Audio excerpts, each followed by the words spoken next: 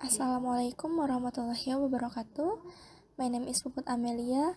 In this video, I will present my middle test semester 5 micro teaching with the topic how to manage teaching and learning with my beautiful lecturer, Miss Tiara Diansari, MPD.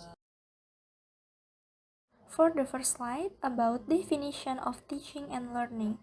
Teaching is defined as engagement with learners to enable their understanding and application of knowledge, concepts, and process. It includes design, content selections, delivery, assessment, and reflections. And then learning is defined as the activity or process of gaining knowledge or skill by studying, practicing, being taught, or experiencing something. Learning is about what students do, not about what teachers do.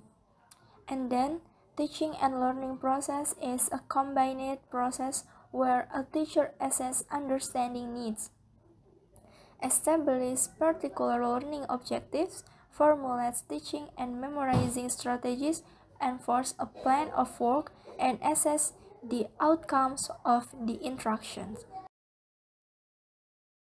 All teachers, like people, have their own physical characteristics and habits, and they will take this into the classroom with them. But there are a number of issues to consider and which have a direct bearing on the student's perception for us. For the example, A. Proximity. Teachers should consider how close they want to be to the student they are working with, and appropriacy. Deciding how closely you should work with students is a matter of appropriacy. So is the general way in which teachers sit or stand in classroom. And then movement. Some teachers tend to spend most of their class time in one place, at the front of the class, for example, or to the side or in the middle. And then contact. In order to manage a class successful, the teacher has to be aware of what students are doing and, where possible, how they are feeling. It means making eye contact with students, listening to what they have said, and responding appropriately. For the next slide, about 3 issues to consider. The first, audibility. Teachers need to be audible. They must be sure that the student at the back of the class can hear them as well as those at the front. Second, variety. Use very loud voices, and that is when teachers want students to be quiet or stop doing something. And the third, conservation.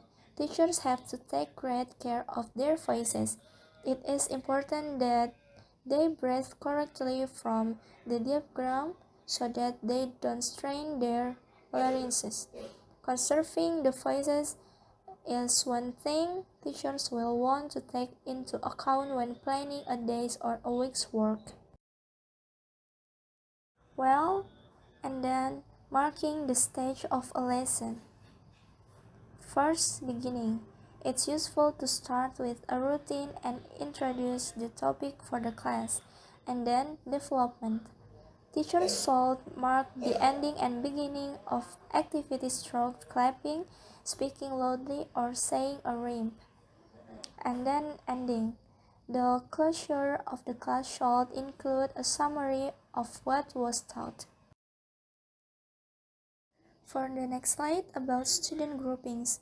The advantage, whole class, sometimes the best type of organization.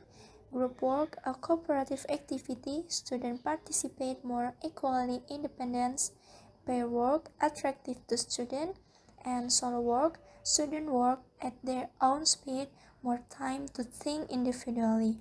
And for disadvantage, group work or pair work, the student may not like their partners, one student dominating the groups, and more disruptive behavior.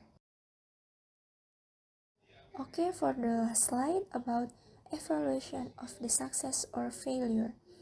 The first, accept new ideas and techniques to take into the classroom by means of, and then getting feedback from the student orally or asking them to write their answers, and then inviting a colleague into the classroom to observe the class, recording the lesson, and assessing how well the students are progressing. Okay, thank you for my presentation in this video. More or less, I'm sorry. Wassalamualaikum warahmatullahi wabarakatuh.